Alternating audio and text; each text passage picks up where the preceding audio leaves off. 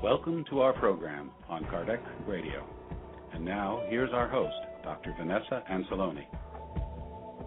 Welcome, dear listener, to Kardec Radio. Today is a very beautiful day because we are going to learn a lot from this interaction with the spirits in the spirit realm. Did you know that Marylin Monroe had a conversation with one of the most renowned Brazilian writers of all times, Humberto de Campos, and this dialogue was published through the mediumistic, reliable hands of the medium Chico Xavier from Brazil.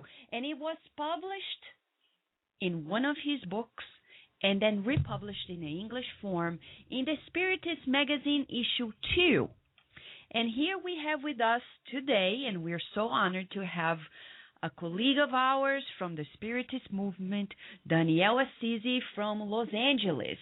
Daniel is here with us directly from LA, and he's going to talk to us about the insights on Marylin Monroe, the teachings she brought to us, and the much we can learn from her own experience. We're going to talk about how we're using our freedom. Today, we preach very much, especially in the United States of America, the role model of freedom. This idea that we're free. We're free, we have to be free, free to do this, free to do that, free to choose whatever we like. But is there a limit? Some people don't like the fact that we have free will because it bothers us in our responsibility. But Allan Kardec dedicated a whole chapter in the Spirit's book to the law of freedom. It's a law of life. And especially in question 123, when he asks questions on freedom and the fact that God gave us freedom and the choices, sometimes unwise choices we make and the consequences, the answer to the spirits to one of his questions bring to us a lot of enlightenment. And they say, God's wisdom is found in the freedom of choice that has been granted to each and every individual, so that each one may have the merit of his or her own deeds. Dear listener, let us meditate on this as we listen to the whole conversation between Humberto de Campos and Marylin Monroe, and most of all, learn about it. But before we get there, I would like to share with you that the amazing medium and speaker, Divaldo Franco, is actually in the United States of America. Today and tomorrow, he is in conferences in Miami. On the 5th of March, he's going to be in Atlanta. On the 6th, he's going to give a talk on mediumship at the United Nations in New York. On the 7th, he's going to give a talk in Connecticut. On the 8th, he's going to be in New Jersey. On the 9th, he's going to be in Maryland, Chevy Chase, Maryland. On the 10th, he's going to be in Boston. And in a month from now, he's going to be there with Daniel Assisi and many more friends in Spiritism in California. If you want to know more about the precise addresses, you can contact the United States Spiritist Council at www.spiritist.us, and they will be glad to answer your questions about how you can go and meet Divaldo Franco in person and listen to his amazing talks, and especially when he's giving talks about the planetary transition. Well, we also want to share with you that we are here at Kardec Radio in a beautiful month filled with a lot of amazing guests that will enlighten our minds and nourish our souls. And today it's all about Marylin Monroe in the afterlife. This is not a sensationalist approach. No, not at all. It's actually a very educational program. And we would share that probably all teenagers of current times would benefit a whole lot by listening to her own reflections in the afterlife. And we have here with us an avid reader, Daniel Assisi, in Spiritism. He's also a speaker national and international speaker of the Spiritist teachings. Professionally, he works in the California Charter Schools Association, and he's currently enrolled in the program of the Doctorate of Education at USC, and he participates as the Director of Community Relations in the Blossom Spiritist Society in Los Angeles, California. We are very honored that he's here with us. Before we bring him in to talk to us and give us insights about so many teachings from this dialogue between Marilyn Monroe and one of the most amazing Brazilian writers of all times, Humberto de Campos, we're going to now listen to a beautiful message brought in also through Chico Xavier's hands. Wait and love always. You can find this message in written form in a book entitled Enlightening Messages or in its CD format.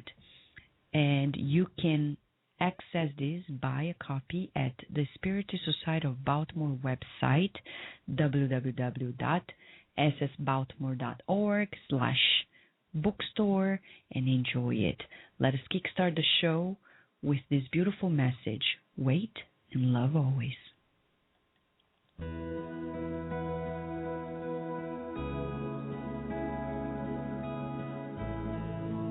Wait and love always. Much affliction will be cut at the root if you learn how to smile in silence. Many grudges will be forgotten if you forgive the inequity you implore for the peace of the Lord. But the Lord equally awaits your participation in the peace of others. Reflect on the needs of your brother before you criticize his thoughtless deeds. Oftentimes, the aggressiveness with which he hurts you is only his anguish, and the rude word which he uses to return your care is nothing but the wound in his heart poisoning his mouth. Aid 1,000 times before you disapprove only once. The swamp admits ailing currents, for it did not find hands to dry it out. And the desert brings on thirst and suffering, for it did not receive the morning dew. Allow mercy to develop into silent help in your heart, so that pain may fade away. Do not fuel the fire of evil with a dry log of irritation and hate. Wait and love always. In silence, the prune tree multiplies its own fruits, and the sky, overtaken by the nocturnal shadows, reveals the glory of the stars. Think of Christ, our silent friend. Without demands or self-acclaim, he wrote the immortal poems of forgiveness and love, hope and happiness in the heart of the earth. Let's make him our model in our daily struggles, and by tolerating and helping today in this short human existence, we will reap tomorrow the blessings of the silent light, which will show us the ways to eternal life.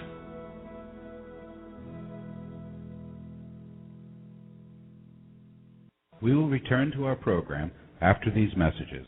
Kardec Radio, live every Saturday at 11 a.m. Nourish your soul with Kardec Radio. For many reasons, hunting for a job in the Sunday paper can very often be frustrating and fruitless. So, what are the alternatives? I'm Dr. Marylin with Succeed in America by Packaging Your Brilliance, and thank you for being with us today. When searching for a new job, it's tempting to merely look at companies' websites or sites such as Monster.com and CareerBuilder.com. However, just sitting at home, clicking your computer mouse, and submitting resumes to numerous sites is often not enough. By all means, searching company websites and job boards to look for available positions is a good starting point. The most productive follow-up is then to connect with your network of people you know socially and professionally. Knowing people within the company that you want to work for is by far the best means of getting a job. It greatly increases the likelihood that your resume will be looked at and evaluated for the given position, and that you will be called for an interview. Another productive method of job search is the LinkedIn network. It is well known that 80% of recruiters look to fill openings by searching on LinkedIn, making this network is the tool of choice for recruiters. In many cases, LinkedIn profile is actually replacing your resume. For these reasons, updating your profile information and learning how to rank your profile with certain keywords is a worthwhile use of your time. If you are not a LinkedIn member, I strongly suggest that you join the social network, and I'll be happy to join yours. I am Nara Venditti, and that's Package Your Brilliance, and I always welcome your questions. If you have a question or two, email them at nara@succeedinamerica.com. It is Nara, Nara, at SUCCEED in America.com. If you would like the transcript of the show, visit my blog, succeedinamerica7/blogspot.com. And thank you for listening. Nourish Your Soul with Kardec Radio.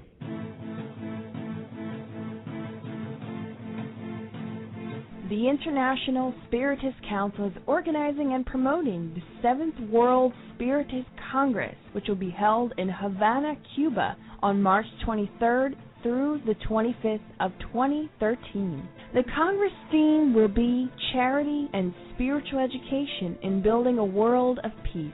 150 years of the Gospel according to Spiritism. For more information, please visit www.7cem.org. Nourish Your Soul with Kardec Radio. Join us every Thursday live, Evolution in Two Worlds, a journey of the soul through the teachings of the Spirit Doctor, Andrea Louise. Connect at www.tvcei.com, Channel 2. And now we return to our program. Dear listener, we are here to discuss the reflections, insights, and teachings from a most beautiful dialogue between Marilyn Monroe in the Afterlife with the amazing writer, the Brazilian writer, Humberto de Campos, who was in the spiritual realm, and through the hands of Chico Xavier brought to us the transcript of their conversation, to say the least. And you can access the whole dialogue in the English version in the second issue of the Spiritist magazine at our website, thespiritistmagazine.com. And to discuss the many topics, we have here with us our guest, Daniel Assisi. And before we go to the details and bringing him in, we want to share with you that you can call in and make your question at 858-769-4705. And Kirsten DeMello is in the screen room, and she will be available to talk to you about your question, and then we will be able to put you on air. Or you can also access our chat room at blogtalkradio.com/Kardec Radio and submit your comments or your question, and Daniel Santos is there to bridge it up to us. Feel free to contact us at 858-769-4705.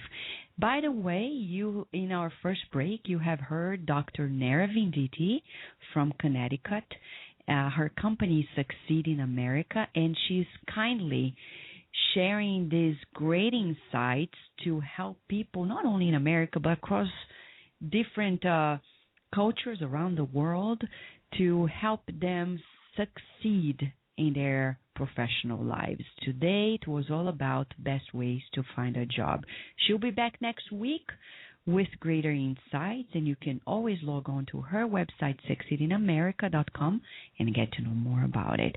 Now we're going to introduce to you our dear friend Daniel Assisi, who actually has a great sense of humor and also is here with us as a spiritist scholar who has been dedicating a lot of his time giving talks in the U.S. and around the world and helping in so many ways. Hi, Daniel. Thank you so much for being with us at Kardec Radio today. Hello. It's a pleasure to be here. Thank you very much for inviting me. So, Daniel, is it true that you have a close connection with Marylin Monroe in the afterlife because you're living in L.A.? Well, yes.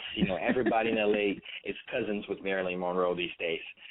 But no, it's just very interesting because, we live in a city that is entertainment industry oriented. So besides, feeling a little bit of a connection, we are just so glad because everybody has known or heard of Marylin Monroe. Such an icon, isn't she? Yes, she is. And actually this year they released a movie based on one of her very private experiences.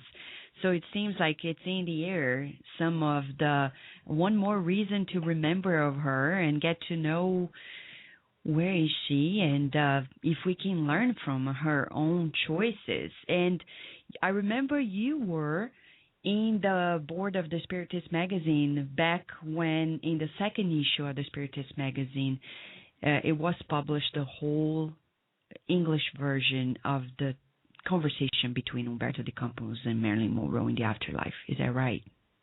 That is right. It's such an interesting article, right, that gives us a little bit of insight into what she was up to after she passed. So it's really interesting to see the topic come back, and it's a very, very current topic for all of us. Exactly. So right now we are going to broadcast the whole dialogue to our listeners, and when we come back in a few minutes, we will be talking to you about the many teachings from it. All right? Great. Okay. I, Humberto de Campos, and my spirit friends were strolling along Wilshire Boulevard in Hollywood when we felt enthralled by the serenity of Memorial Park Cemetery across Glendon Avenue Gardens. The graceful cemetery was populated by a vast number of spirits. We decided to go in. Overall, the atmosphere was tranquil. Tombstones stood erect as stony appeals to peace, suggestive of reflection and prayer. It was spring, and every native color could be found in the luscious courtyard. Some spirits paced in distress and pressed for answers, while others, visibly debilitated, barely limped, aided by their nurses. At a corner, 2 ornaments marked the entrance to a mausoleum where the physical remains of several celebrities were laid to rest. Once inside, we found a plaque with the epigraph, Marylin Monroe, 1926 to 1962.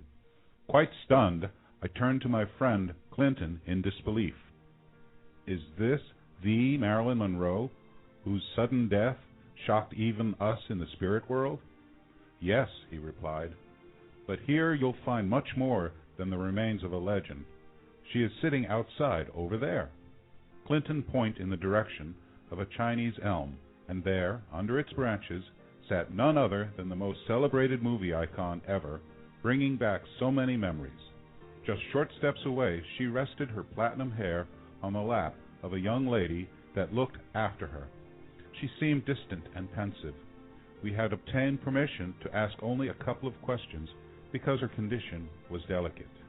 Clinton introduced us, and I quickly said, I am a friend from Brazil who cares to hear anything you would like to say. A Brazilian seeks me out in the beyond? Why not? I insisted.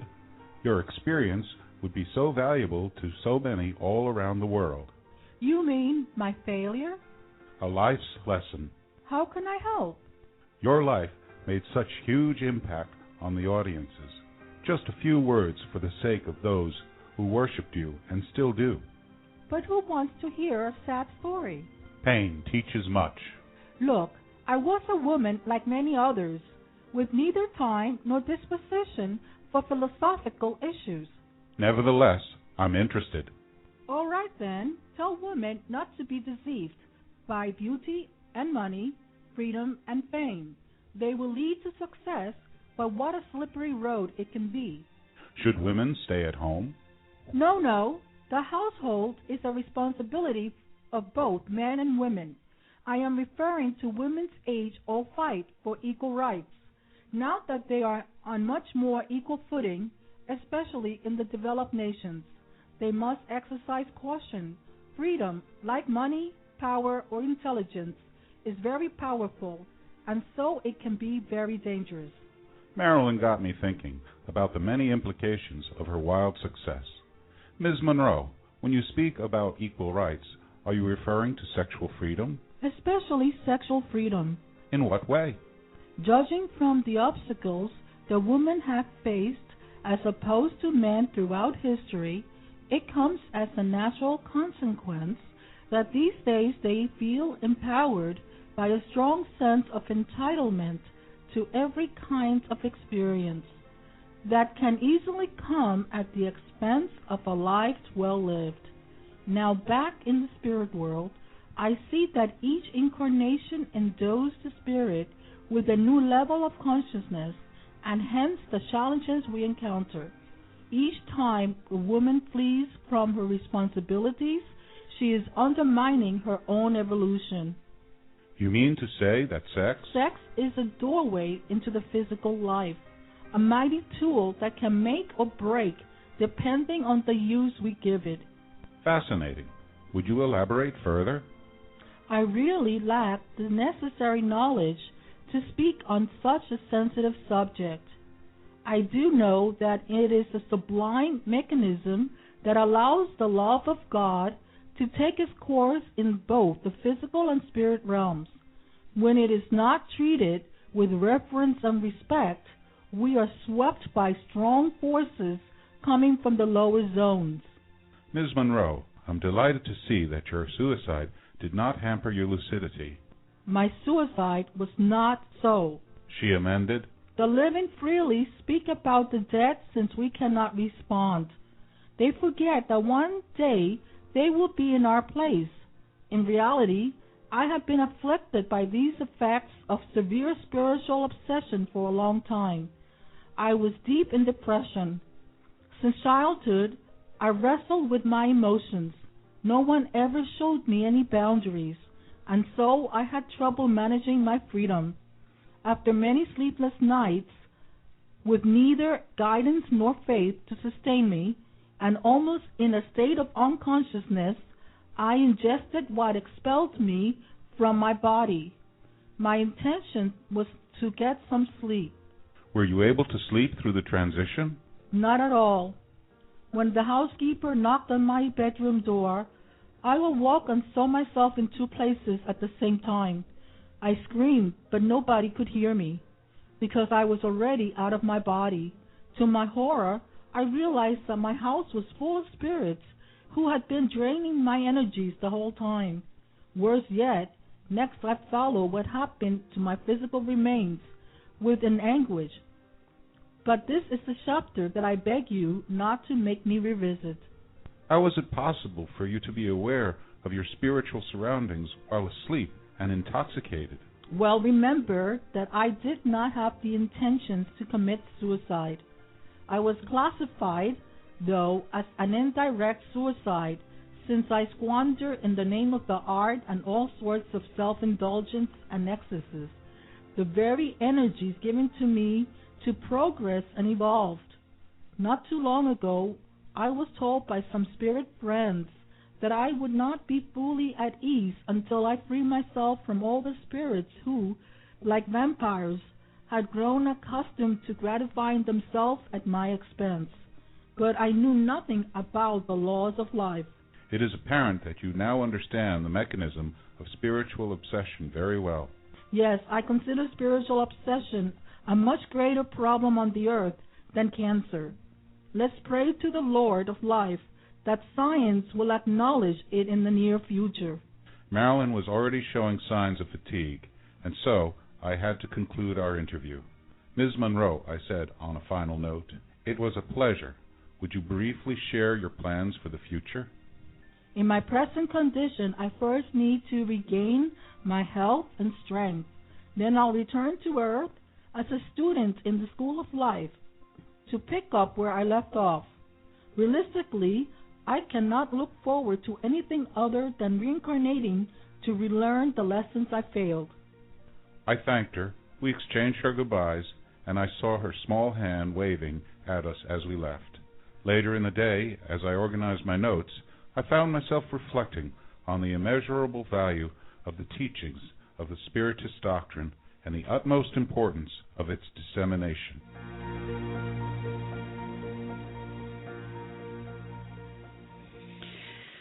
Wow, dear listener, this is really a blessing to have the full account of this conversation and the much it can teach us. And this is a beautiful excerpt that was recorded. The voiceover is thanks to the efforts of our dear Selenia and her husband, Steve Shepard. Thank you, Selenia and Steve, for this beautiful piece of voice recording. So, Daniel, isn't that amazing, the much that we can learn from this conversation? It's fantastic. It's always a great opportunity to really look at how can we learn things without necessarily having to go through them. So I'm really always very pleased and very happy to try to come up with some important lessons from the lives of other folks that we can relate to. Exactly. And if we go to the first subtopic that we could observe, it's about the description of Humberto de Campos when he and Clinton, his friend, they were walking at the cemetery where Marylin and other celebrities are buried, and he describes the presence of discarnate spirits even before he noticed that she's there, right? So I just want to replay that short excerpt so we can make some comments. Okay? The graceful cemetery was populated by a vast number of spirits. We decided to go in. Overall, the atmosphere was tranquil. Tombstones stood erect as stony appeals to peace, suggestive of reflection and prayer. It was spring, and every native color could be found in the luscious courtyard. Some spirits paced in distress and pressed for answers, while others, visibly debilitated, barely limped, aided by their nurses. So, Daniel, here he's telling us that some discarnate spirits may be wandering around cemeteries, really. And is that true? What does Spiritism tell us in that regard? And he also suggests that we should reflect and pray. Why? You know, that is such an interesting topic. I think cemeteries obviously hold a very special place in our minds in the sense that we always associate cemeteries with the dead. But if we really are to understand that life goes on and that the physical body does pass away, but the spirit does not, then it wouldn't be too surprising for us to figure it out and find out that, in fact, spirits are everywhere. We just commonly associate spirits to cemeteries because that's what we think of when we think of physical death. But it is not surprising at all, in fact, that Humberto was walking and able to see all the other spirits and incarnate entities as well. So it's really interesting that we often associate that with death, while, in fact, there are spirits everywhere. And every place we look and every place we are, because that's where people have been and that's where people have lived. And spirits are nothing but the essence of those that are living today. So it's really interesting how we often associate that, spirits only being in cemeteries, but nevertheless they are everywhere. And one interesting thing that strikes me a lot about this passage too, right in the beginning, is if you ever have gone down a Wilshire Boulevard like Humberto and Clinton were doing those days, you know that Wilshire Boulevard is actually a very large, very important street in a boulevard here in Los Angeles. It's pretty wide. There's a lot of cars going by all the time. And this is in the west side of Los Angeles, so it's a very busy place. And the interesting thing is that this beautiful cemetery, it's so quaint and so small that you don't actually see from Wilshire Boulevard that much. It's so quiet and so reclused that if you're driving by or you're walking by, you really have to pay attention to see it and the beautiful house that is inside.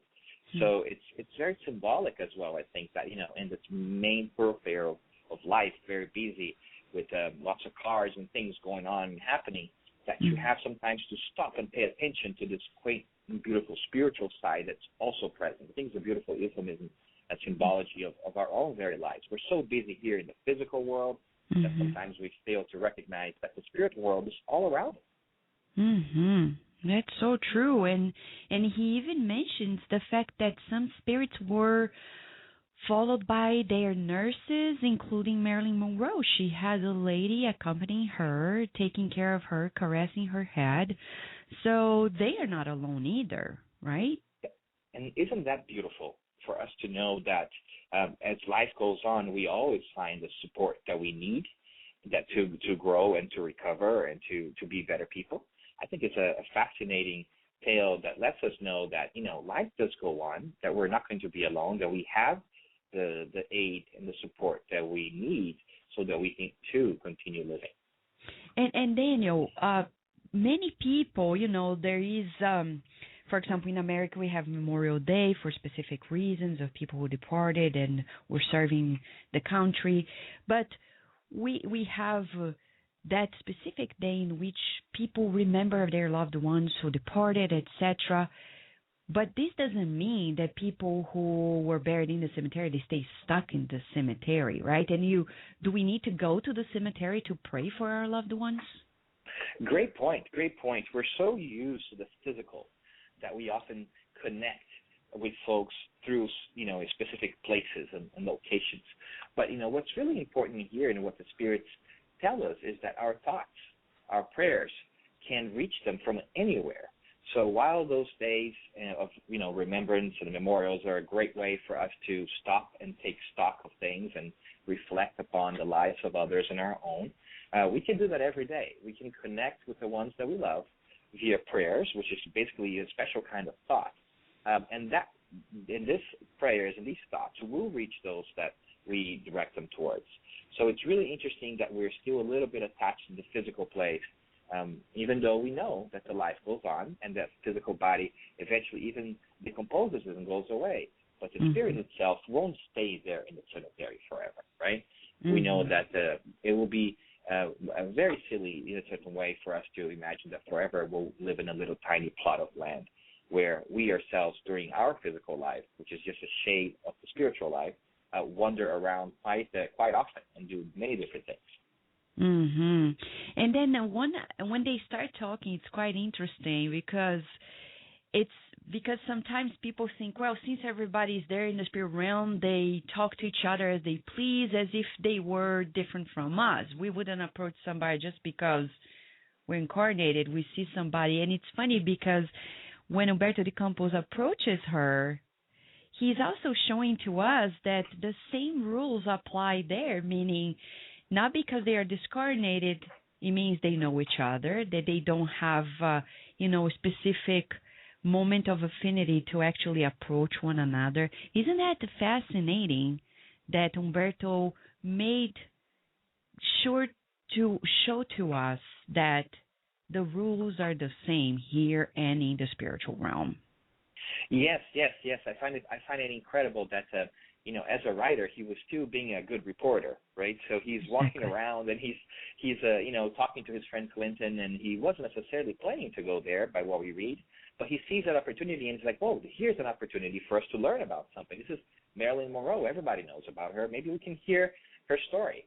And it's really fascinating. I think you're very right. I think this is one of the things that I like so much about this, is that it shows that after our physical body, life goes on. And it's not that image that we oftentimes have of, we die, or what we like to call in spiritism discarnate, because we know that we don't die. Our spirit just changes mode, so to say, or a dimension. And he wants to show that, we're not going to sit on clouds playing harps and singing and eating grapes like we oftentimes see, in old literature or in mythology or so forth. That life indeed goes on. And it makes sense, right? I mean, why all of a sudden, if here on Earth we are not exactly, super smart and know everything, why would we, upon passing, all of a sudden have all this great knowledge and know everything? It just doesn't make sense. So it's really great that Umberto shows us that, it's just a different dimension of life. It's just life goes on. We are still the person that we were before, and still with many things to work and with many qualities too. Exactly, and we continue being human beings despite the fact we lost the physical body. And André Luiz, in his amazing books from No Solar to the very one you told about, And Life Goes On, talks about the rules and the spiritual laws that also rule the spiritual realm. And when the dialogue continued, Daniel, we observed that they got into a very interesting topic about women's role today and then sexual freedom. How about if we just recap the short excerpt and then get to know more about how this is teaching us new things as well? Is that okay? Sure. I was a woman like many others, with neither time nor disposition for philosophical issues. Nevertheless, I'm interested. All right, then, tell women not to be deceived by beauty and money, freedom and fame. They will lead to success, but what a slippery road it can be. Should women stay at home? No. The household is a responsibility of both men and women. I am referring to women's age-old fight for equal rights.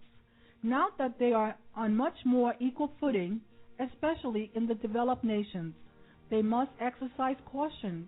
Freedom, like money, power, or intelligence, is very powerful, and so it can be very dangerous.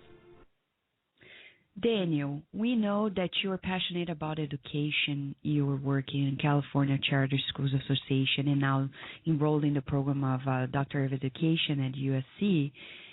So here she's talking about the more spiritual concept that she learned in the afterlife about the role of women and the role of men and women in the household, etc. So from the spiritist perspective and a more educational perspective, what could we tell from her own experience that we could help people define the roles that were somewhat lost in the current society? This is such a long and powerful talk. I think we could talk about this for hours and hours. Mm-hmm. But this is such a fascinating item as well, because this is something that we have known about throughout the ages, right? The equality between genders and the importance of understanding that everybody as a human being has certain rights, which our forefathers spoke of, and that we should respect everyone. In this particular case, I think it takes such a great and powerful magnitude because Marylin Monroe, obviously, as we remember, was such a sex symbol for the times, right? Mm-hmm. And it's really difficult for us to conceive of that today because obviously we find ourselves in a time where we have a lot more freedom than we would otherwise find in the 1950s and the 1960s, especially for women. Mm-hmm. Even though, if you were to look back into literature and time, we always saw that great souls that have come on our earth have always preached equality between the genders. We can go back and talk about how Jesus would, talk to men and women alike and treat them the same. We can go back to the great literature of William Shakespeare, which had very, very strong woman characters as well. So we see that equality between sexes. It's nothing new, even though we are struggling still to adopt it many times. In her particular case, it's very interesting, too, because I always see this a little bit as a pendulum, right? When we are fighting for equal rights or rights that we do not have, oftentimes we have to push so hard for that, which is easy in a way for us to overdo it a little bit. I'm always struck by a beautiful sentence from, I think it's 1 Corinthians, the letter of the Apostle Paul in the New Testament, where he says that everything is lawful unto me, but not expedient. And by that he means, we can do a lot of things. We can do anything we want to, but not all those things are really good for me. And sometimes we, in search of those rights, we abuse them a little bit. In search of these freedom, we overdo it a little bit. And I think we see that with Marylin. Marylin describing her, being quite hard on herself there, describing what she called like a failure. But when we know that, nobody really is a failure, it's just a learning process. So hopefully what we can take away for today's times and society is that, yes, we have many freedoms. We can do a lot of things. And especially in the sexual arena, we can go ahead and have sexual relations whenever we want to and pretty much with whoever we please. But maybe this is not what is best for us. Maybe we should be a little bit more intentional and a little bit more caring about who and when and how we decide to do this, which is obviously a very personal and very beautiful act that's very important to us all, but that we need to have a little bit more balance into it all. And that's a really difficult situation that we find ourselves in, because we oftentimes equate freedom with the right to do it all the time, right? And it might not be the best thing for us. Exactly. And as you're saying, it reminds us of one of the comments that Kardec places in the Spirit's book, when he says, because we, the human spirit, we are sexless. We can incarnate as men or women. So as you said at the beginning, we have equal rights before God, though, as she mentioned, the roles shall be tailored around that needed experience as in the body of a man or in the body of a woman. As you said, I agree with you. Maybe we should come back to another show and discuss the feminine, the masculine, and the exercises in the body of a man and the body of a woman. How about that? Great topic. That's a great topic, right? Because obviously, I'm currently a man in this life. So obviously there are things that I'm just incapable of doing. I can never, gestate as a child. I can't get pregnant. So clearly that's something I cannot do. And because of that, I would never have the joy in this lifetime of experiencing that. So clearly there is a little bit of difference there between the genders when it comes to the physical and the hormones and, even our psychic. And by psychic, I mean our psyche, the differences in the way that we see life.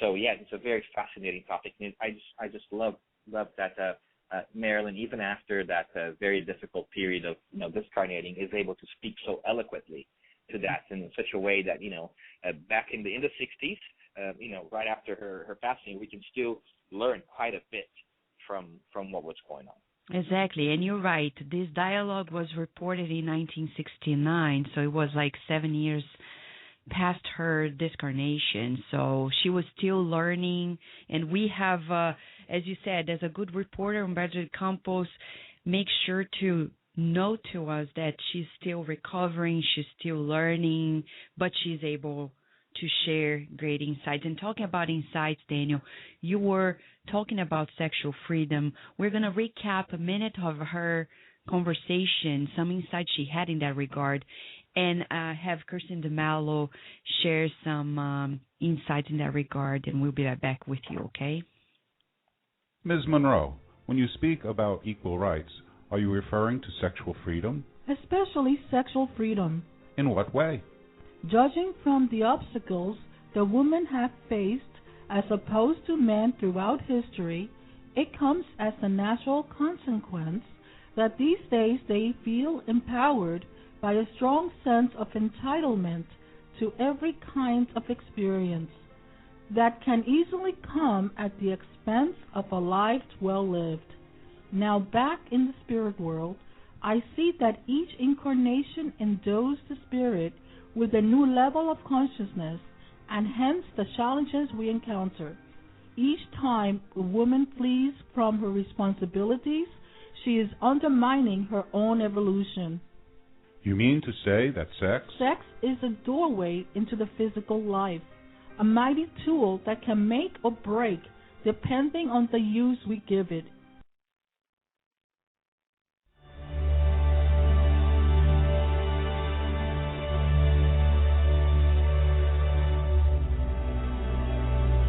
A Hello, dear Kardec Radio listeners. I am Kirsten DeMello, and this is a Spiritist Moment. Today our reflections will be about sexuality and our spirituality. And in particular, we look to the case of Marylin Monroe and how her sexuality, her as a sex symbol in the 1940s and 50s, we can reflect with today in modern day times in 2012, how still these issues continue to arise in many women and men, teenagers and adults alike. We see this issue coming about. Why? Well, first of all, we learned that at that time in the 1940s and 50s, women were very suppressed, even though we had the right to vote, the right to do many things. Yet still society was limited in what it allotted us to do. We were either mothers or we were sisters. Sisters was a term used to mean the women who never really got married. They stayed living at home either with their family or alone. So those were our choices. And so women who went on to do other things were seen otherwise. They wore the scarlet letter, the proverbial scarlet letter. Well, Norma Jean, known as Marylin Monroe, at that time had great issues with her sexuality as we see it. The misappropriation, the misunderstanding, not in a judgmental sense. We can use this case for our educational purpose today. And we learn that through our evolutionary process, when we go from instincts to sensations to sentiments to sublimation of all of our emotions to be closer to virtues, we learn that when we are closer to the instinct, to the animal kingdom, this idea of sexuality ties into love, because in the beginning, sex ties us to a mate. But when we sublimate our emotions, when we develop, become more morally evolve, we learn that sex is not bad. Sex is a tool of love, a tool to express it. But what happens when we misunderstand, when we misuse things? Well, we become unbalanced. And what happens in the case of Marylin Monroe and many cases of many women who have not yet conquered themselves. They have not conquered their self-love. And so in order to obtain the idea in their mind of what love is, they go and use this so-called power of their sexuality to attract other men or other positions of power, and they suffer. So what happens? Men and women misusing their sexuality to attract what they want, sort of serving as manipulators with this misunderstanding of what love is, without the ability to really obtain it. We resort to more animalistic and manipulating ways of being to attain what we need. But if we learn about love from Joanna de Angelis from a Spiritist perspective in the book Existential Conflicts, Joanna states that the journey of love is always from within to the outside, without external ornaments that often disguise its absence in the face of conflicts in which the individual is submerged. So what happens? Oftentimes we have these external ornaments, sometimes even just to attract our prey, and then we try to enslave them. We have what she calls this possessive love, and she refers to it as being an inheritance of the past that can go through vexations of emotional illnesses leading to crime motivated by jealousy, insecurity, lack of self-esteem, and moral discomfort. And that development happens by the moral contribution of the individual's efforts in order to acquire independence, to be capable of loving after practicing self-love, overcoming the conflicts of insecurity and fear, and resistance to giving himself. Wow. So what do we learn there? Well, we each need to practice self-love and overcoming our own inner conflicts of insecurity and fear. And we know that the life of Marylin Monroe was full of this insecurity and fear, born in a very distressed situation, truly unsure of who her father was. Her mother herself had many mental illnesses or a mental illness. So we see that even though we are born into many vexing situations in our lives, with Spiritism we learn that we can turn any situation around if we go inside of ourselves, as Joanna says, work on our inner world, work on our inner conflicts, and practice self-love. And she says that gradually the sensation of pleasure grows to become an emotion of peace and happiness, melting the sensorial manifestation and expression of feeling that moves forward from the physical to the psychic and emotional phase. We learn that love develops over time. And she says from that reason, love results from a state of psychological maturity in a human being who should train his emotions. So she says, we need to train our emotions like a spiritual gym. We need to train ourselves to sublimate our emotions. So our friends, we leave you with these messages of today to reflect on working on your own inner self. And as always, we wish you many blessings.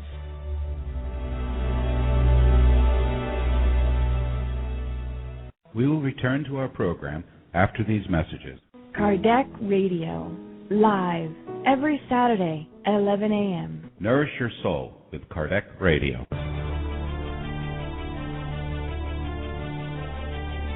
Now available for purchase, the book Chico Xavier, Medium of the Century by Guy Léon Playfair. This is the first biographical and critical study in English of one of the outstanding mediums of all time, through whom more than 450 books were received by automatic writing over a 70-year period, few of which, until recently, were available in English translations. Purchase your copy today at www.roundtablepublishing-uk.com www.roundtablepublishing-uk.com. The newest edition of the Medium's book by Allan Kardec is now available. Purchase your copy online or via your ebook reader. Simply go to www.ediciofamerica.com today. Nourish your soul with Kardec Radio. Join us every Thursday live. Evolution in Two Worlds. A journey of the soul through the teachings of the Spirit Doctor, Andrea Luiz. Connect at www.tvcei.com, Channel 2. Nourish your soul with Kardec Radio.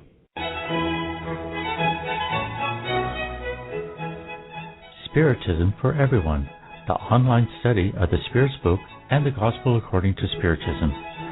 Spiritism for Everyone meets every Wednesday evening and Saturday morning using the latest technology in web conferencing. You can join in from any computer in the comfort of your home or office, no matter where you are in the U.S. or the world. Spiritism for Everyone is open, free, and requires no registration.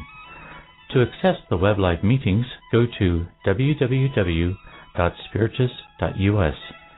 Spiritism for Everyone is a program of the United States Spiritist Council.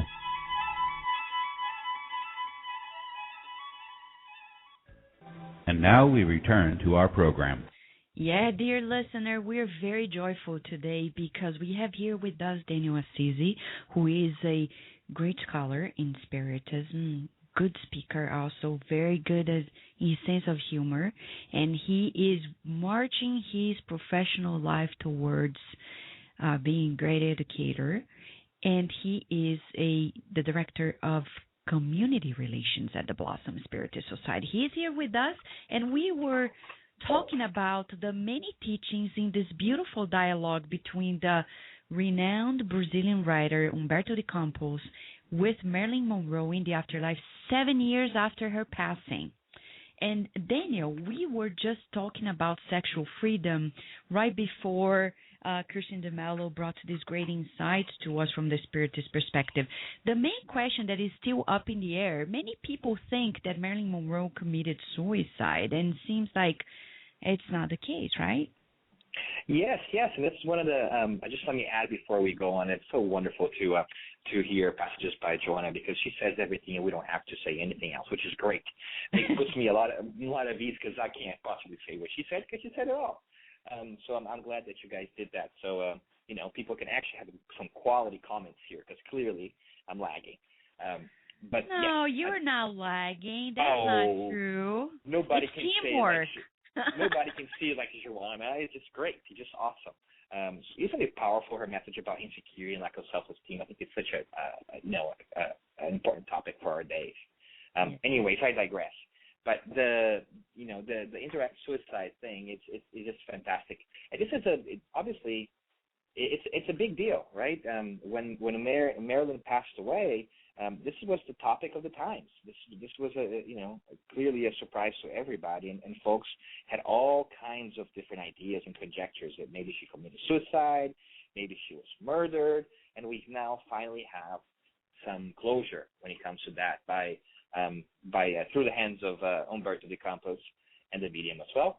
But hearing from Marylin herself saying that in fact she did not mean to commit suicide, but that in a roundabout way she ended up doing that, just that.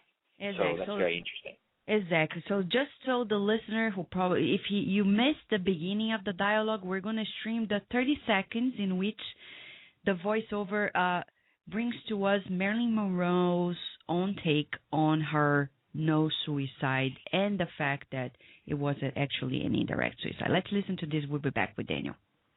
Ms. Monroe, I'm delighted to see that your suicide did not hamper your lucidity. My suicide was not so.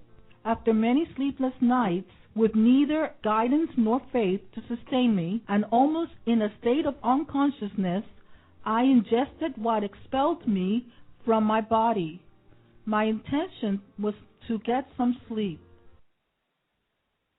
Well, remember that I did not have the intentions to commit suicide. I was classified, though, as an indirect suicide, since I squander in the name of the art and all sorts of self-indulgence and excesses.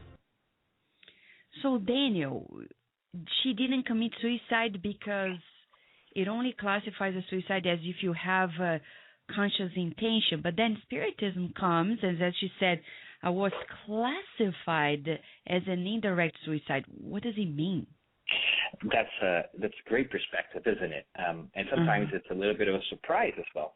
But if we are to understand that life is about cause and consequence, and that we must take responsibility for our actions, we can see that although she didn't mean to take her own life, she set in motion a series of events that eventually led her to finding herself in a position where she unwillingly did so. Right? She shortened her life through her lifestyle, through her choices, and eventually these choices that she had previously made led her to take her own life indirectly. So it's interesting that Spiritism gives us a very long view on things, which is really enlightening sometimes. Instead of just looking at the here and now, Spiritism really helps us look back and understand what are the causes of things and what does it mean to have consequences that we have to deal with. So although she did not necessarily had that night the intent of taking those pills and really taking her life, her abuse and own mindlessness, we see her saying that she was in a daze there. She wasn't even thinking clearly. She just went ahead and grabbed it because that's what she was used to doing. She clearly was taking the medication quite often. It wasn't the first time she was doing it, and she just basically overdosed. So it's a really interesting and really powerful topic that still rings true today, right? Lots of folks are still seeking for that rest, that escape from reality, and don't realize that this is the beginning of a very unfortunate path that sometimes we take. And to be honest, one of the really powerful things that struck me when I reread, the article and listening to the account here of the narration of what Marylin went through and so forth is this is such a powerful and up-to-date topic because this is probably not that different, although I don't have all the facts, from the very story of our very own Michael Jackson, who found himself in a very similar position. So it's something that it's not that it just happens once to one person. It's happening every day, and hopefully her story leads us to understand that, we have to be careful with the choices that we make and understand that there are consequences for all our acts. Exactly. And I remember in Andrea Lewis' book, No Solar, which is now a movie and is little by little getting to the mainstream in the United States and in Canada and in Europe, there he mentions, and that's where we first learned about the concept of indirect suicide. And can we explain to the listener what is this spiritist concept of indirect suicide? Is it possible that we are doing the same without noticing that we're actually in the pathway of indirect suicide as well? Great point. Yes. I think that if we are to take a reflective stance on life, we realize that, many times our actions are not in our best interest. I think that we have a series of great gifts we receive from God. One of them, obviously, it's our physical life, which is an opportunity for us to learn, to grow, to interact with others and grow in understanding and moral treasures. So every act that we do that does not honor this great tool that we have been given, which is our incarnation, our physical body, in a way could be taken as an indirect suicide. So if we abuse our bodies, if we don't treat them with the respect that they really deserve from us, since they are so important to our evolution, if we, overdo it and really run our bodies down to the ground, then in a way we're shortening our own lifespan, our own ability to learn more and to use this opportunity.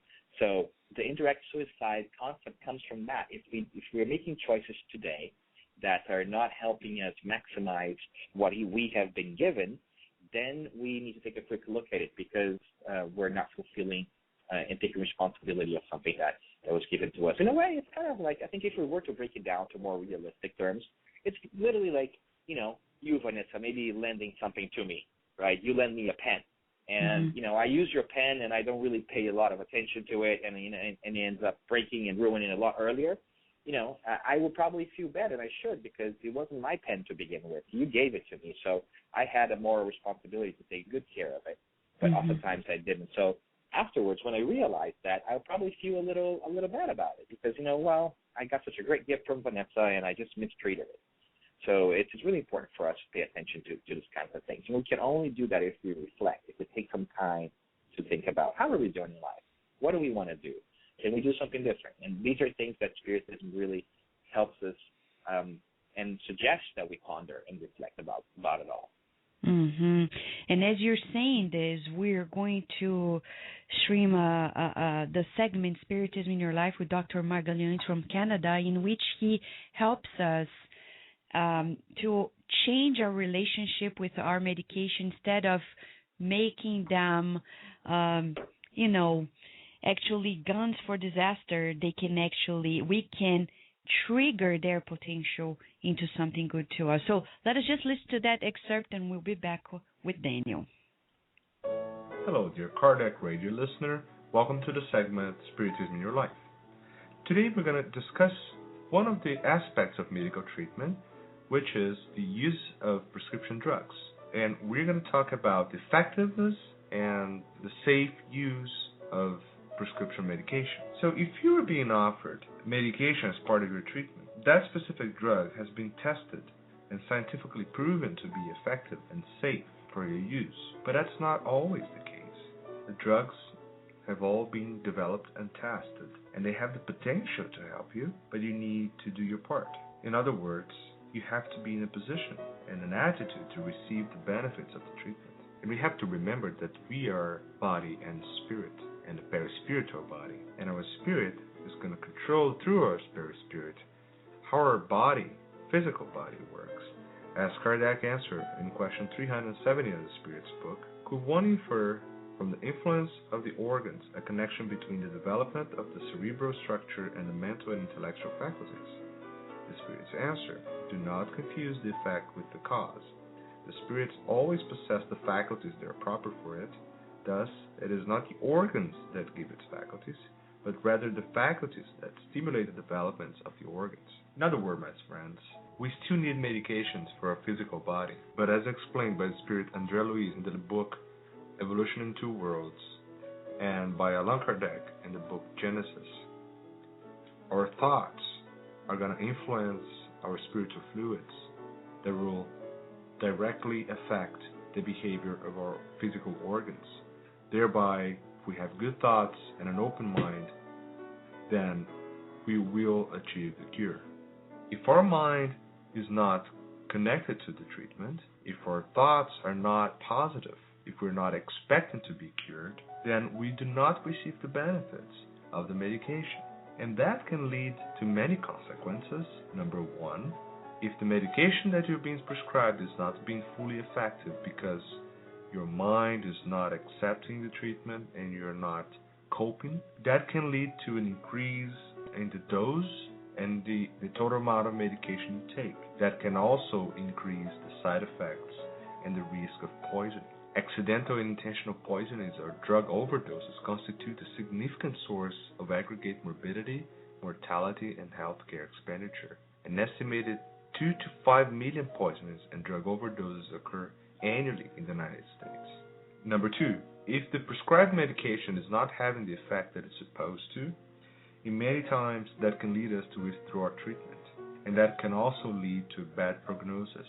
Dr. Bernie Siegel, in the book Love, Medicine, Miracles, stated that there are occasions when the patient subconsciously do not desire to live. Therefore, they avoid to pursue the most efficient treatment, or they start to present so many side effects that the treatment has to be suspended. Number 3, if we continue treatment, but again we have no improvement, that can also lead us into this endless loop of searching for another physician, searching for another medication, and also increasing the chances of having problems because of use of multiple medications and drug interaction effects.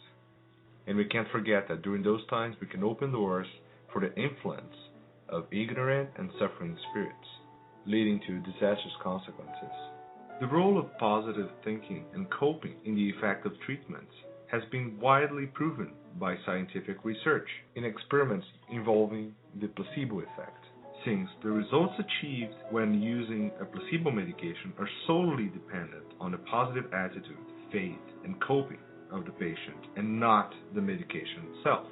A good example of this was shown in a recent study of conditioning by Castes et al. Researchers showed that young asthmatics exposed over time to a vanilla aroma at the time as they used their metered dose inhalers demonstrated objective bronchodilation when later exposed only to vanilla. If such an effect can be achieved using a placebo medication, or in this case just a vanilla scent, can you imagine what could happen if we use that same thinking when we are taking our regular medication? In summary, my friends, here's what we have to remember. Number 1, believe in your standard medical treatment, because it is still, in our level of evolution, the best option for your body.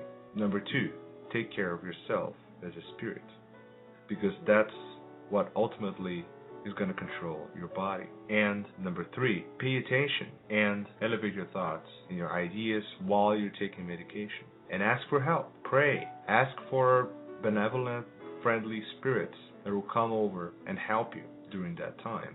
My dear friends, thank you again, and may God bless us.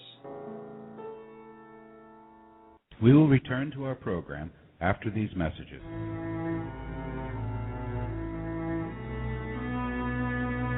For the first time ever, the book Between Heaven and Earth by the spirit André Luiz, psychographed by Chico Xavier, is now in English. This is a novel that offers information about the relationship that exists in the activities of the spirit on the two planes of life. Purchase your copy today at www.edysayofamerica.com.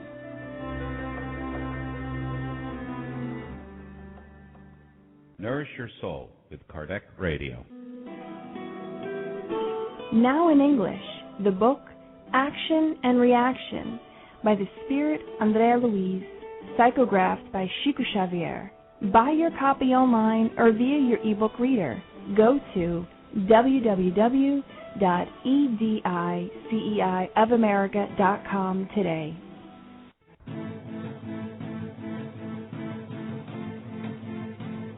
The International Spiritist Council is organizing and promoting the 7th World Spiritist Congress, which will be held in Havana, Cuba on March 23rd through the 25th of 2013. The Congress theme will be Charity and Spiritual Education in Building a World of Peace. 150 years of the Gospel according to Spiritism. For more information, please visit www.7cem.org.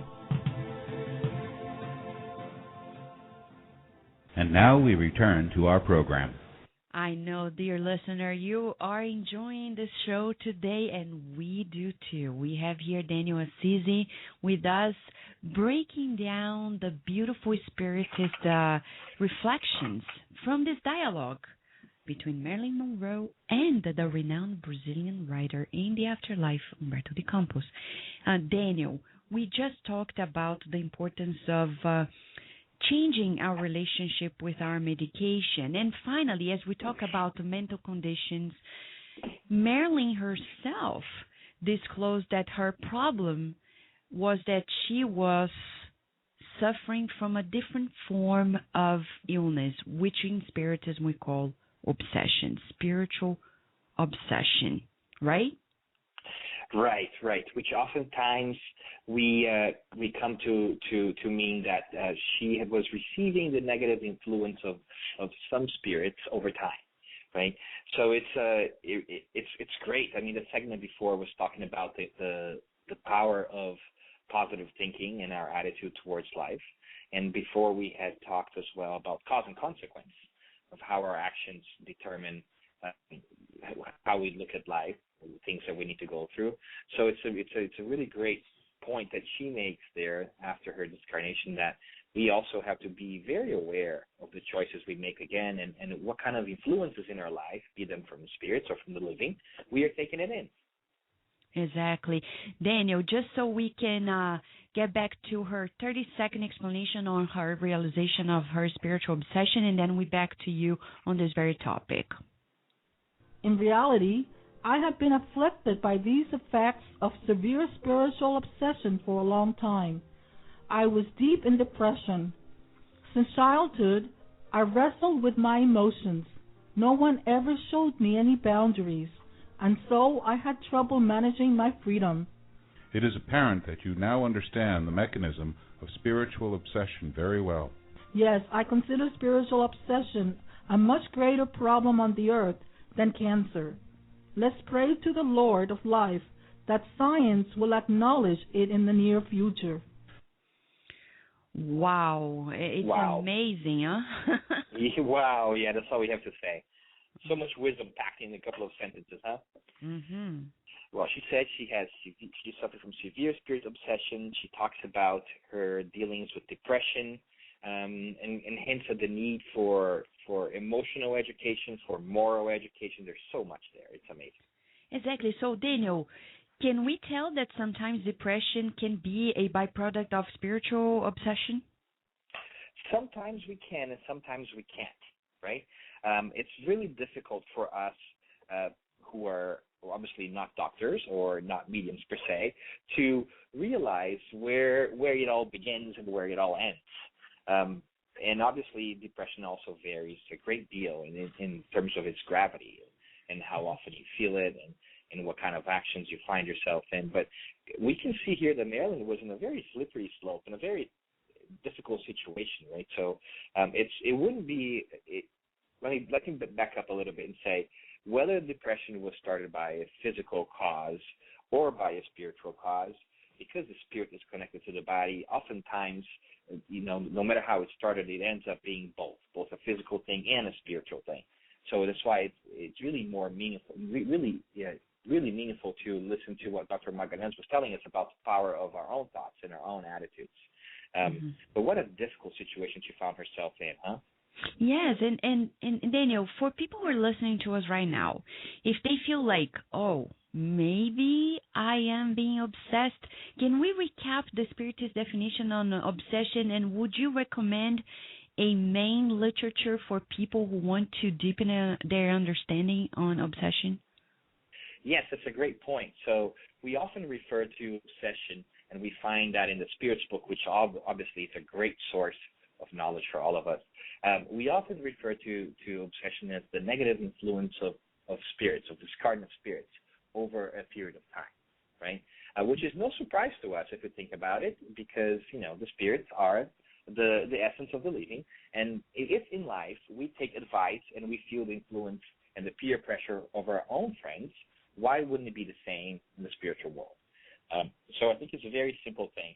At the same time, I think in the beginning when we start reading and learning about depression and obsession and from the spiritual perspective, sometimes we get a little hypochondriac. We get a little scared and we think that everything could be, obsession from the spirit world. So we have to kind of make sure that the pendulum doesn't swing wide too, so that we don't think that, I was walking down the street today and I accidentally fell down. Oh, it must have been a spirit that pushed me. So that's not always the case. But it's very important for us to think about this and be vigilant, right? Which is, I think, one of the great messages Spiritism keeps reminding us, to be reflective of our lives and think, why am I thinking this way? What's really happening here? Unless we're able to really take an inventory of who we are and what we're doing and why we're doing it, it becomes very difficult for us to self-diagnose as being the sufferers of spiritual influence and spiritual obsession. And Daniel, when we talk about spiritual obsession, I know in chapter 23 of the Medium's book, Kardec talks about different levels as well, right? Exactly. He talks about, he talks about fascination. He talks about possession. All these really strong terms that sometimes sound so scary, and we have to be mindful of that too. And one interesting thing as well that I found fascinating when I read the words of Kardec and made so much sense is that, sometimes us here in the physical world can also obsess those that have passed when we hold to their thoughts and to their ideas for so long that we prevent them from moving on. So that's also a very interesting side aspect of it all. But I'm really if we were to put it all in perspective, I think one of the greatest gifts that Spiritism has given us is some added awareness around the influence of the spirits in our lives. I think Kardec actually talks about that as well in the Spirits book when he asks, do spirits influence our lives? And the answer from the enlightened spirits is so much so that it is often they who direct us in everything we do. So it's really prevalent and really widespread that the spirits do have an influence in our lives, and we just have to be very mindful and very careful about why we're doing things.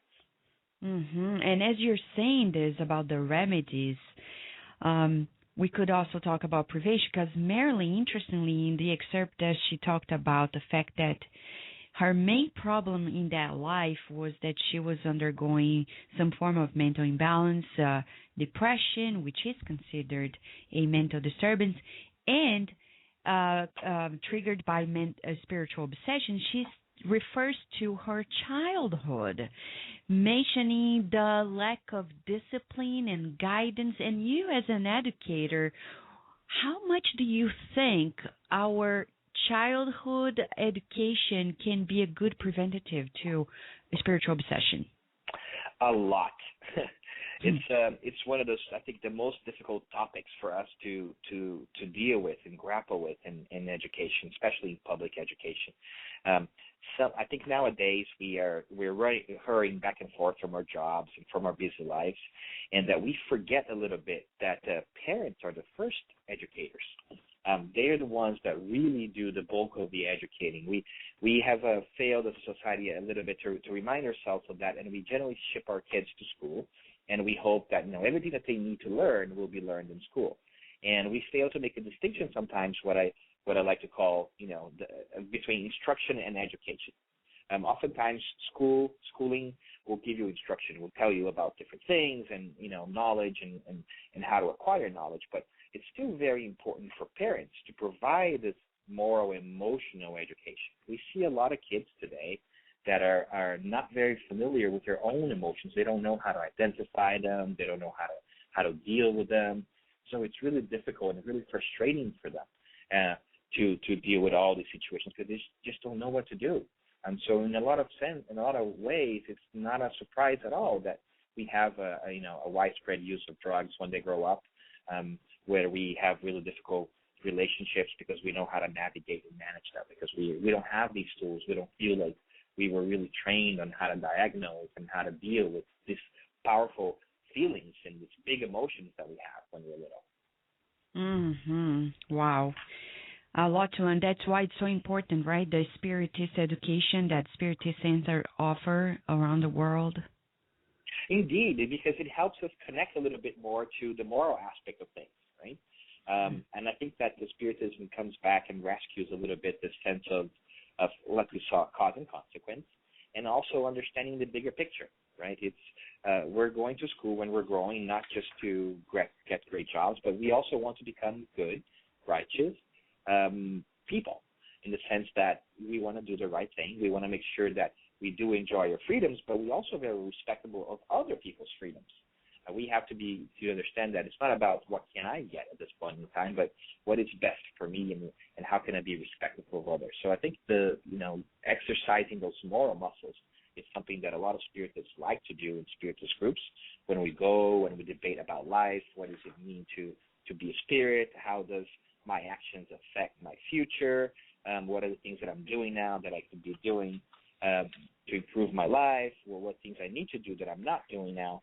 So like any group, any well-balanced group, be it a spiritist group, be a Bible study group, be a group of friends, whenever there's healthy conversations and a good disposition towards really talking about meaningful things, and not just about, who was wearing what in what party, which is great, right? Like we just had the Oscars and that's nice, it's fun. Let's make sure that our conversation is not just about that all the time. Let's talk about meaningful things, which is really difficult to do. Exactly. As you're talking about education in the family, we here have a 4-minute excerpt from Naur Fonseca and Gabi in their segment God at Home, teaching also parents and educators lessons for their children. Let us listen to this.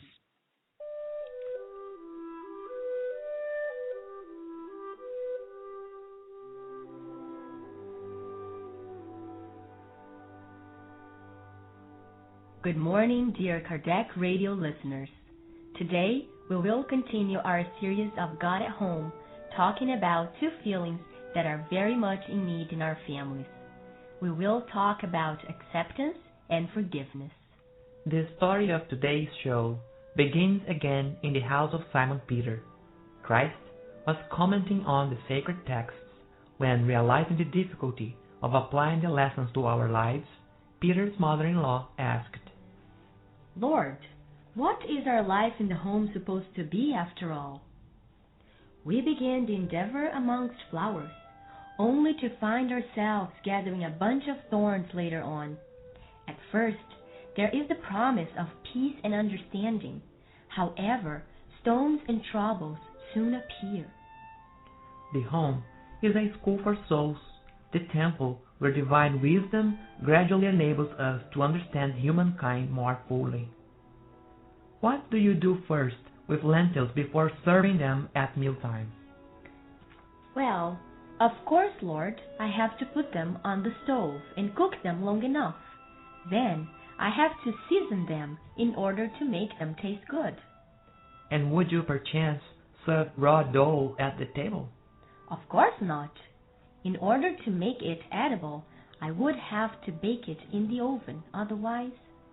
In heaven, too, there is a festive banquet, where our sentiments must serve the Father's glory. Most of the time, the home is a holy cauldron or the preparatory oven. What may seem to us like affliction or suffering in the home is actually a resource for the spirit. The soul that is awakened to the Lord's will receives the most enlightening blessings from its renewing struggles, because only by living with others in the home, by studying aspirations and inclinations unlike our own, and by observing the defects of others and putting up with them, can we learn to overcome our imperfections. Haven't you ever noticed how quickly a person's life passes by? The life of the body is much like that of a flower. In the morning, it emits a fragrance. At night, it withers. The home is a brief course on the fraternity we will enjoy in the life eternal.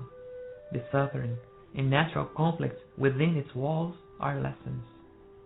We learn in Spiritism that a reincarnation on earth is a brief experience in the life of the immortal spirit. The members of our family were chosen by us in the spiritual realm in order to help us purify our feelings, mend old relations, and steer our evolution in the direction of God.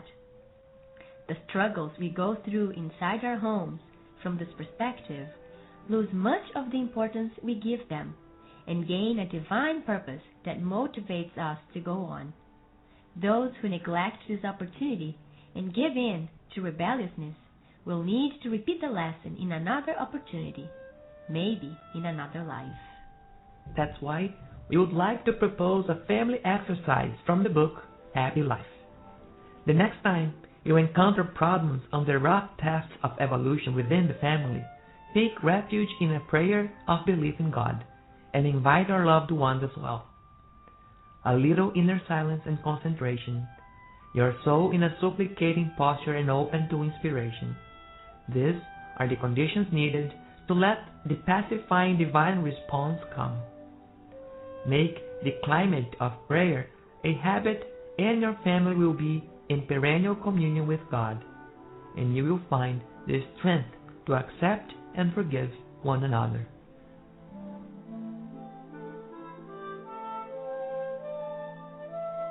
We will return to our program after these messages. Would you like to liberate yourself from your life struggles or to find inner balance?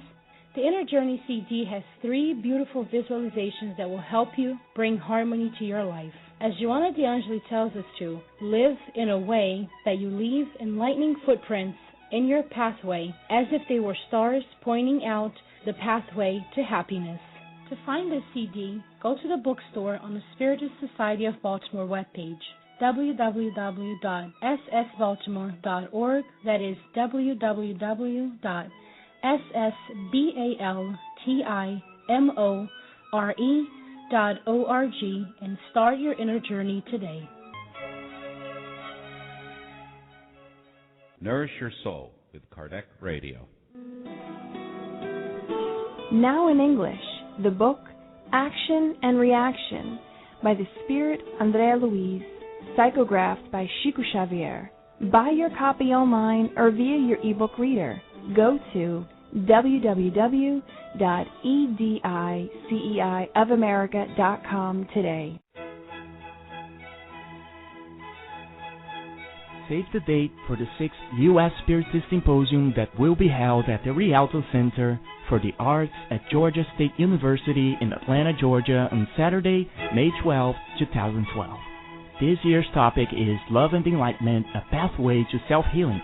Come out and enrich your mind, body, and soul. For more info, go to www.spiritistsymposium.org. And now we return to our program. We at Kardec Radio would like to thank all the listeners who have been emailing us, and today we especially would like to thank Ellen Kotai for being at chat room and so gracious with her comments about Kardec Radio. Thank you so much, Ellen. We look forward to your support, and also, you can all send your suggestions for topics you want to hear at Kardec Radio. Go to kardecradio.com and we have a contact form. Send it to us or email us directly at kardecradio@gmail.com or kardec@kardecradio.com. We are here with Daniel Assis in the final part of our show, and it's all about what happens in the afterlife. We left it for last because we want to wrap up the show with the golden key of happiness. Daniel, she mentions about what happened to her when she woke up in the spiritual realm. It wasn't easy, right? And can we go to the excerpt right now and then have your comments on the Spiritist take on this? Is that okay? All right, so let's listen to her spiritual departure. Were you able to sleep through the transition? Not at all.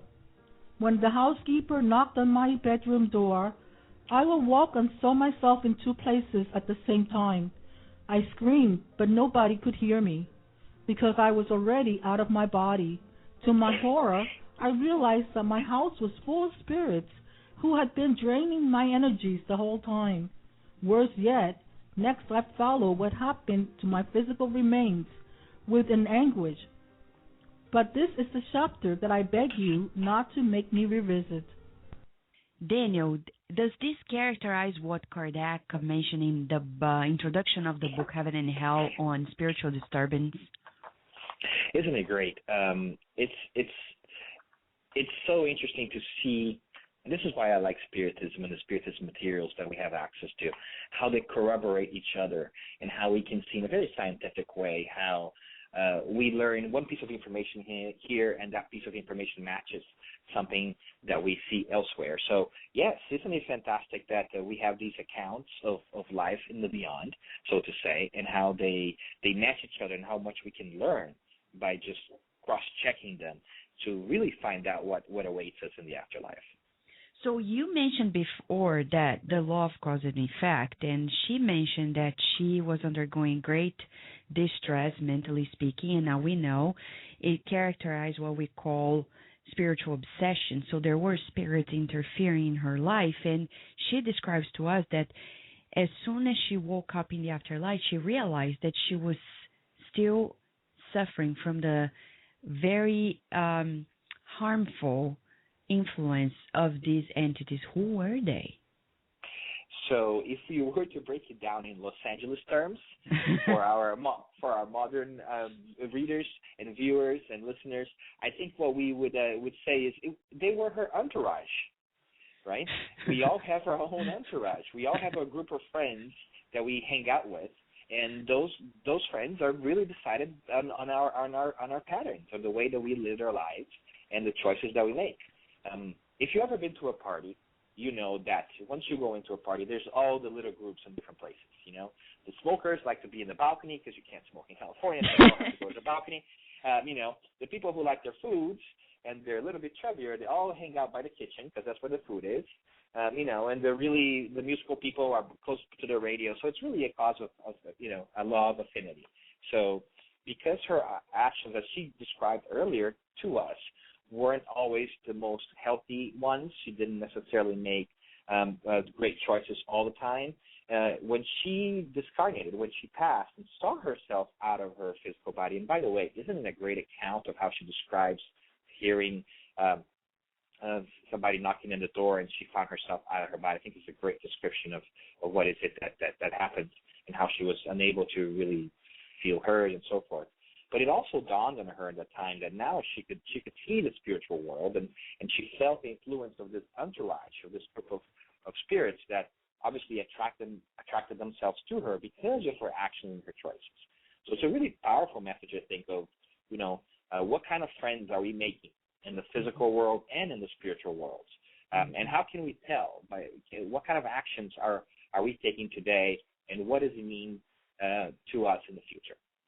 Exactly. And we love when you talked about the spiritual entourage, because now we are asking our listeners, do you know what is your spiritual entourage? Because we all do have one, as Daniel just mentioned to us. And Daniel, she's even more specific to the type of people who are around her. She classifies them in a term that is quite spiritist, the spirit vampire. And Andre Luis talked about them in the book No Solar, and then later in the book Liberation, defining them as those entities who, or even incarnates, as you're saying, they can be vampires, those who take advantage, as Andre Luis said, of the resources of others without making any effort. So can you explain a little more how we can prevent ourselves from adding into our entourage the spirit vampires? That's a great perspective. And then, again, it's so interesting how these things pop up everywhere. It makes so much sense. I mean, some of us have even experienced that in our physical lives, even when we're not very sensitive. We might have been to places or talked to folks that after we talk to them, we feel so exhausted. Feels like it's just taking all of our energy. So it's really a great reminder for us to be in our best game all the time, right? In the best behavior, so to say. Andre Luis does a great job of talking that in the books, and I think if we were to translate that to our everyday life, which ultimately is what really matters, is it's important for us to be aware that we need to be as balanced and as equipped to handle any kind of situation as possible. And by that we mean maintaining a great mental posture, a great mental balance about life, to make sure that we are vigilant, again, with our thoughts and our behaviors, because our behaviors really, before they take place, they're thoughts, right? We first think about things or have this inclination, and then we do things. So if we are doing a great job just trying to keep a positive state of mind, not engaging in negative comments as much as we can, sometimes it's really difficult. We're not saints, but I'm saying let's not start gossip network, right? Let's not be the hub of the network at the office and that kind of stuff. Let's remove ourselves from those situations so that we try to elevate our thoughts. And that's why I think prayer is such an important thing, because it helps us elevate ourselves. So any kind of noble thought or of very good thought that leads us to think and contemplate something greater and beautiful and positive really helps us to get out of that mental funk that only gets worse. And we've probably been part of a pain Olympics, right? It's almost like a human condition at this point in time.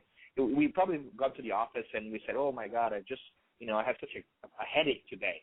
And then somebody else comes and says, oh, your headache is nothing.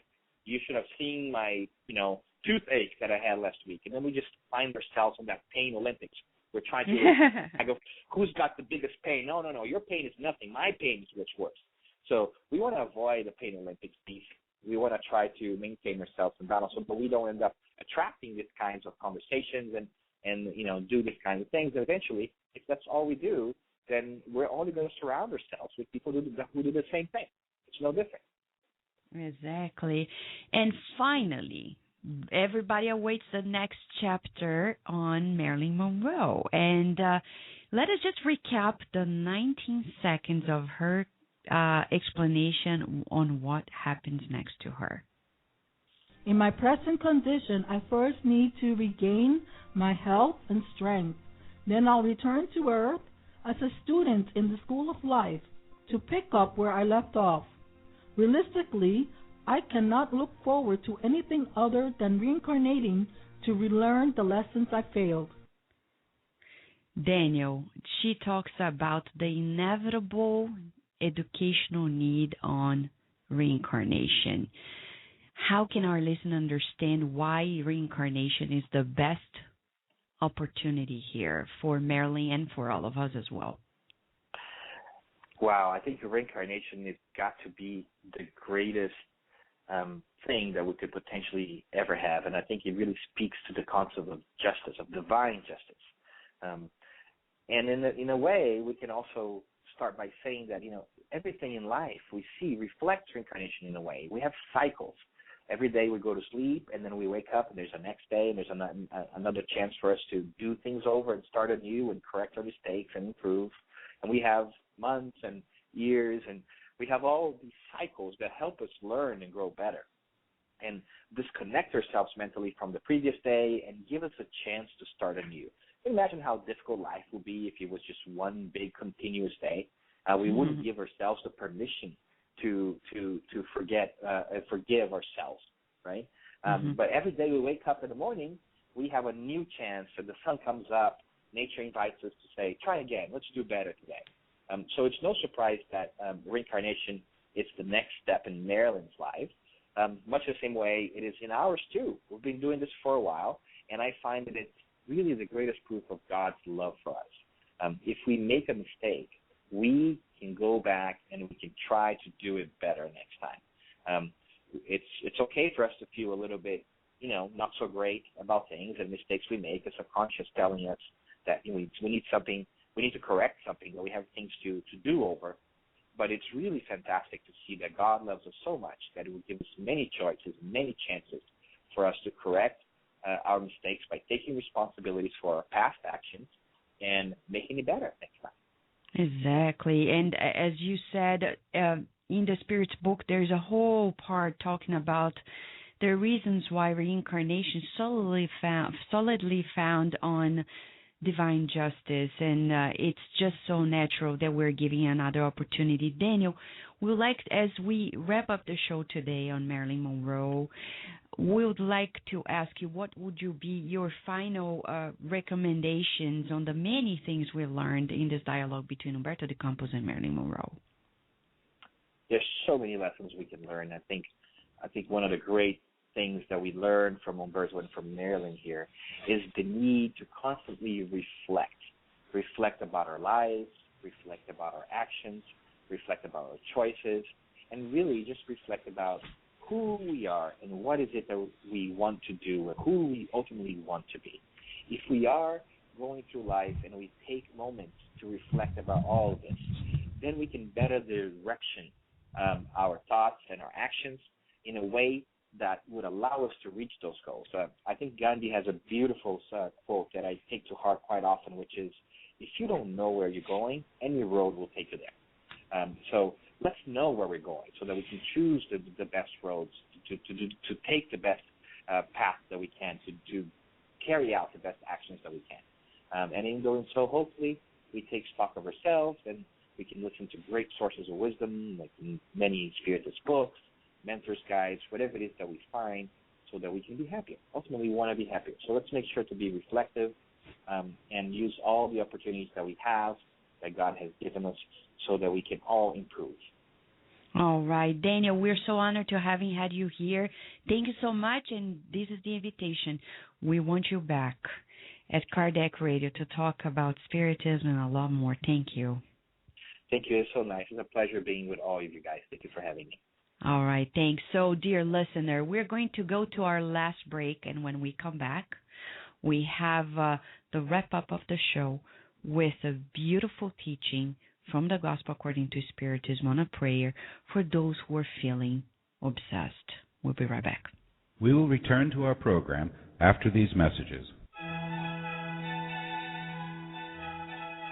Would you like to liberate yourself from your life struggles or to find inner balance?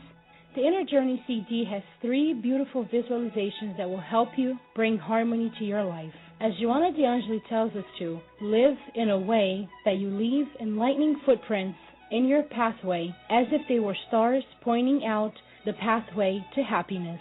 To find this CD, go to the bookstore on the Spiritist Society of Baltimore webpage, www.ssbaltimore.org. That is www.ssbaltimore.org, and start your inner journey today. Nourish your soul with Kardec Radio.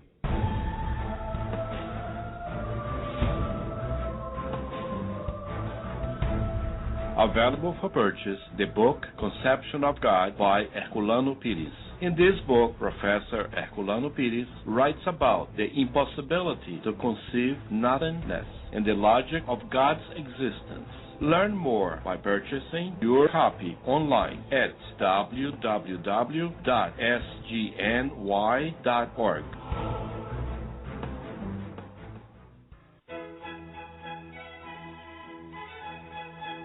Save the date for the 6th U.S. Spiritist Symposium that will be held at the Rialto Center for the Arts at Georgia State University in Atlanta, Georgia on Saturday, May 12, 2012. This year's topic is Love and Enlightenment, a Pathway to Self-Healing. Come out and enrich your mind, body, and soul. For more info, go to www.spiritistsymposium.org. And now we return to our program.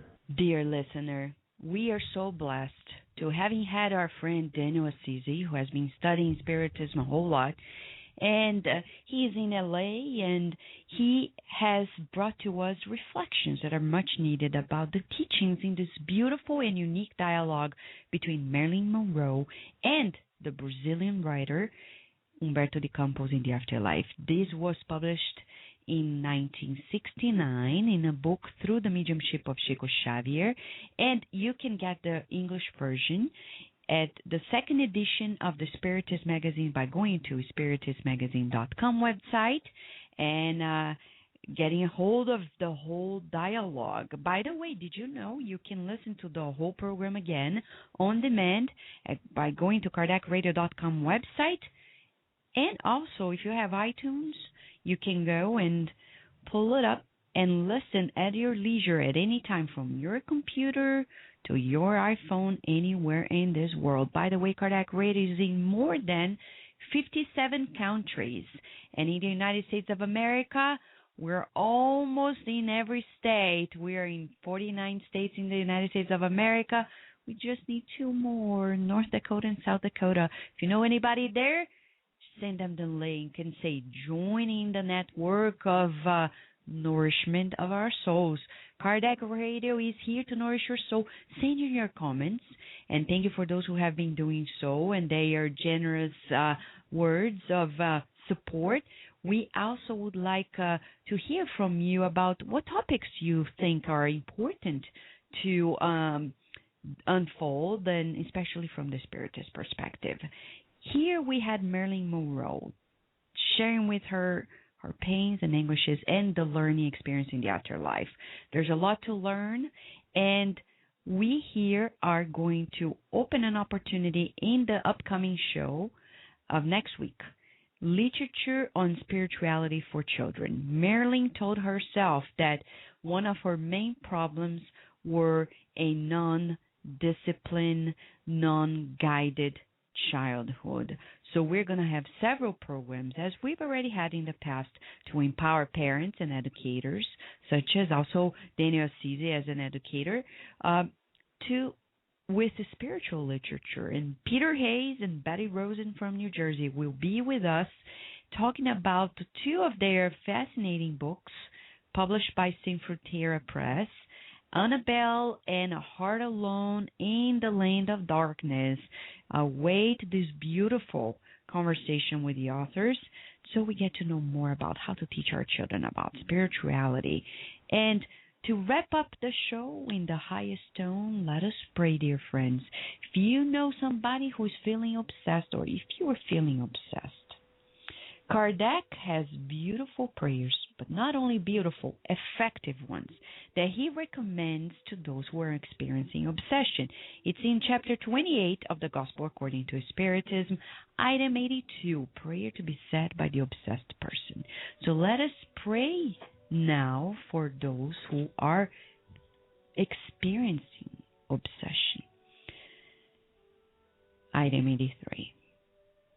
Almighty God, deign to give us the ability to set those who are obsessed free from the spirit who is obsessing them. If it is in your designs to put an end to this trial, grant us the grace to speak to the spirit who is with the necessary authority. Good spirits, may you assist us, and you, our guardian angels, may you lend us your concourse. Help us unburden the obsessed people in our lives of the impure fluids enveloping them. In the name of the Almighty God, we entreat these suffering spirits that torment them to withdraw. And we pray also for the obsessing spirits, asking God to help them. Because as Marylin Monroe said, the obsessors don't know that they one day will be called to the difficult experience of being subjected to obsession as well. Dear listener, may God bless Marylin Monroe wherever she is, and our dear Humberto de Campos, Chico Xavier, for bringing to us these beautiful lessons of their dialogue. And a big hug of gratitude on our dear Daniel Assisi for being an instrument of such enlightenment today, and all the contributors, collaborators of all the segments of Kardec Radio. May God bless us all, and we'll see you next week. Thank you for listening to Kardec Radio, broadcasting live every Saturday morning at 11 a.m. Eastern Standard Time. Email us and share your comments at www.kardecradio.com. Until next time, we wish you many blessings.